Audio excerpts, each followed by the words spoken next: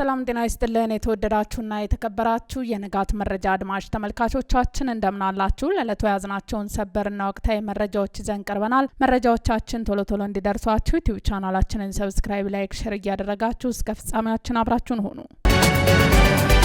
ኢትዮጵያ የቀይ ባህር ባለቤት መሆን አለብኝ በሚል እየሄደችበት ያለው አካሄድ ለቀጣናው እጅግ አደገኛ መሆኑን በአሜሪካ የሚገኘው የኤርትራ ኤምባሲ ገልጿል። ኢትዮጵያ ከቅርብ ጊዜ ወዲህ በኤርትራ ላይ እያደረገች ያለው ዘመቻ በቀጣናው ወደ አደገኛ ጦርነት የሚያስገባ በመሆኑ ዓለም አቀፍ ማህበረሰብና ሚዲያዎች ትኩረት እንዲሰጡት ጠይቋል። ኢትዮጵያ እየሄደችበት ያለው አቅጣጫ የሀገራትን የድንበር ሕግ የጣሰ ነው ብለዋል። ዓለም አቀፋዊ ሕጎች ኤርትራ ላይ ተፈጻሚ መሆን አለባቸው፣ ችላ ሊባል አይገባም ብለዋል። ኢትዮጵያ የባህር በር ይገባኛል ጥያቄዋን በዲፕሎማሲያዊና በሁለትዮሽ ስምምነት ከማግኘት ይልቅ ኃይልን በመጠቀም የባህር በር ለማግኘት የኤርትራ ሉዓላዊነት ለመጣስ ያሰበች ይመስላል ብለዋል።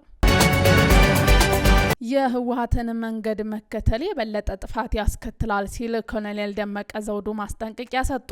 የጥምቀት በዓል በወልቃይት ዞን በተከዜ ወንዝ ዳርቻ ተከብረዋል። በዚህ ክብረ በዓል ላይ ኮሎኔል ደመቀ ዘውዱ ተገኝተው ንግግር ያደረጉ ሲሆን ማሳሰቢያና ማስጠንቀቂያ አዘል መልእክቶችን አስተላልፈዋል። ያለፉት 27 ዓመት የህወሓት የስልጣን ዘመን የቀይ ግዛት ነበር ሲሉ ገልጸው በህወሓት የአስተዳደር ወቅት የወልቃይት ህዝብ ሃይማኖታዊ በዓሉን በፈለገው ቋንቋና ባህል እንዲያከብር ነጻነት ተነፍጎት ቆይቶ ነበር ሲሉ አስታውሰዋል። አንድ በመሆናችንና በመተባበራችን ነጻነታችን አውጀን አማራዊ ማንነታችንን አስከብረን በፈለግነው ቋንቋ አለባበስና ባህል የአደባባይ በዓልን ለማክበር በቅተናል ሲሉም ገልጸዋል። የወልቃይት ጠገዴ ህዝብ አማራዊ ማንነቱን በህግ አግባብ ለማጽናት እየሰራ ነው ሲሉ ቀጥለው ዛሬም እንደ ትናንቱ አንድነታችንን አጠናክረን ልንቀጥል ይገባል ብለዋል። የወልቃይት ጠገዴ ህዝብ እውነቱን ይዞ እየታገለ ያለ ህዝብ በመሆኑ ፍትህ ወዳድ ኢትዮጵያውያንና የዓለም ህዝብ እውነታውን እየተረዱ ለነጻነትና ለአማራ ማንነታችን ስንል የከፈልነውን የማይካድራ የጅምላ ጭፍጨፋ ያውቃሉ ብለዋል። በዚህ በቅርቡ በኢትዮጵያ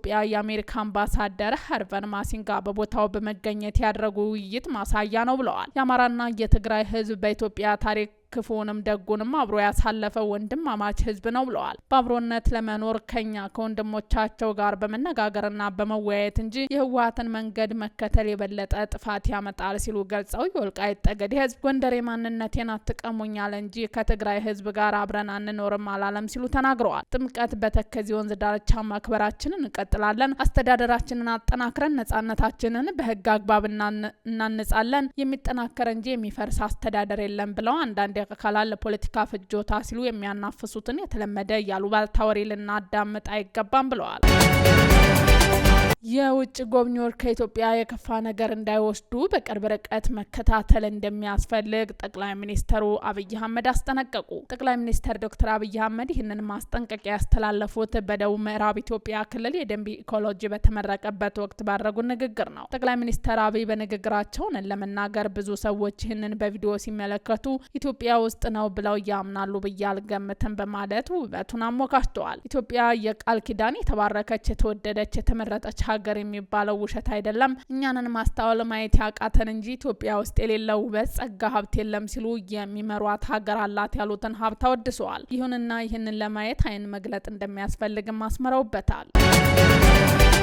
የትግራይ ጸጥታ ቢሮ ከክልሉ ጸጥታ ኃይል አዛዦች መካከል አንዱ የነበሩት ብርጋዴር ጀነራል ጎሽ ገብረን በቁጥጥር ስር አውሎ ለፍርድ አቀረበ። ቢሮው በብርጋዴር ጀነራል ላይ ከጠላት ጋር ለማበር በማሴር የትግራይን ጸጥታ ኃይል በመሸርሸርና የበላይ ጸጥታ አዛዦችን ትዕዛዝ ባለመቀበል ወንጀሎችን ጠርጥሮ ምርመራ እንዳካሄደባቸውና ክስ እንደተመሰረተባቸው ሰሞኑን ባሰራጨው መረጃ ገልጿል። ቢሮው ተጠርጣሪው ተባብረዋል በማለት የጠረጠራቸውን ከየትኛውም ጠላት ጋር እንደሆነ ግን አልጠቀሰም። ጸጥታ ቢሮ አንዳንድ የጸጥታ ኃይሎች አዛዦች በቁጥጥር ስር እንደዋሉ ለመጀመሪያ ጊዜ የገለጠው ቅዳሜ ዕለት ባወጣው መግለጫ ነው።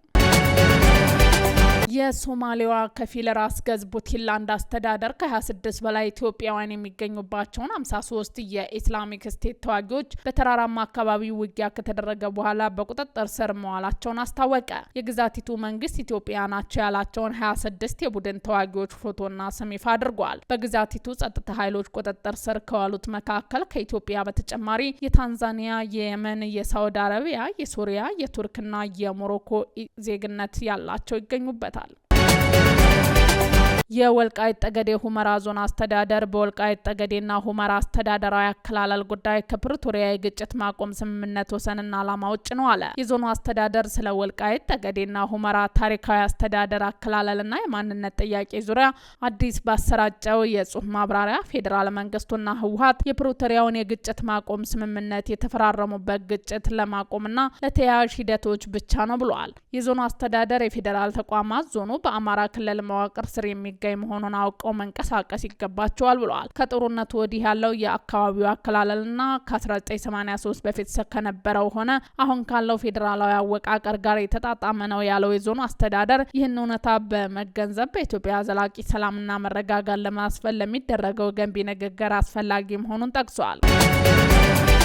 ህወሓት በአሜሪካ የኢትዮጵያ አምባሳደር ኤርቪን ማሲንጋ ባለፈው ሳምንት በሁመራ ያደረጉ ጉብኝትና ከጉብኝቱ በኋላ የሰጡት መግለጫ ከጦርነት ጅማሮ በአካባቢው የሚፈጸመው የዘር ማጥፋት ወንጀል ከግምት ውስጥ አላስገባም ሲል ወቀሰ። የአካባቢው ተፈናቃዮች ደህንነታቸውን ባስቀመጠው ሁኔታ የመመለስ ጉዳይ በሁሉም ወገኖች ቅንጅትና እውቅና የሚካሄድ መሆኑን እንዳለበት የጠቀሰው ህወሓት አምባሳደሩ በኢትዮጵያ መንግስት መሪነት ተፈናቃዮች የመመለስ ሂደት አሜሪካ እንደምትደግም መናገራቸውን ከፕሪቶሪያ ስምምነት ውጭ ነው በማለት አዲስ ባስተላለፈው መልእክት ተቃውሞውን ገልጿል። ህወሓት አምባሳደር ማሲንጋ ምዕራብ ትግራይ የሚለውን የአካባቢውን ስያሜ በንግግራቸውና መግለጫቸው አለመጠቀማቸው ትክክል አይደለም በማለት ጭምር ተችቷል። ህወሓት አያይዞም ሁመራ በምዕራብ ትግራይ የምትገኝ ከተማ መሆኗ ይታወቃልን ብሏል።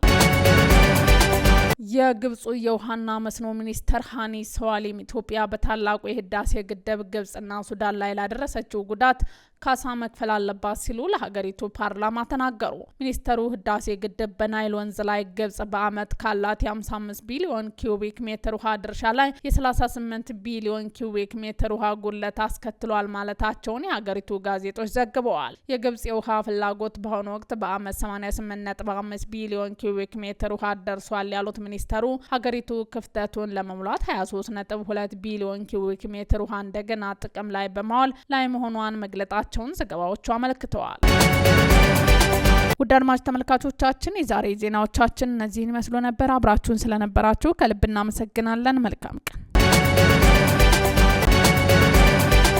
የግብፁ የውሃና መስኖ ሚኒስተር ሃኒ ሰዋሊም ኢትዮጵያ በታላቁ የህዳሴ ግድብ ግብጽና ሱዳን ላይ ላደረሰችው ጉዳት ካሳ መክፈል አለባት ሲሉ ለሀገሪቱ ፓርላማ ተናገሩ። ሚኒስተሩ ህዳሴ ግድብ በናይል ወንዝ ላይ ግብጽ በአመት ካላት የ55 ቢሊዮን ኪዩቢክ ሜትር ውሃ ድርሻ ላይ የ38 ቢሊዮን ኪዩቢክ ሜትር ውሃ ጉለት አስከትሏል ማለታቸውን የሀገሪቱ ጋዜጦች ዘግበዋል። የግብጽ የውሃ ፍላጎት በአሁኑ ወቅት በአመት 88.5 ቢሊዮን ኪዩቢክ ሜትር ውሃ ደርሷል ያሉት ሚኒስተሩ ሀገሪቱ ክፍተቱን ለመሙላት 23.2 ቢሊዮን ኪዩቢክ ሜትር ውሃ እንደገና ጥቅም ላይ በማዋል ላይ መሆኗን መግለጣቸውን ዘገባዎቹ አመልክተዋል።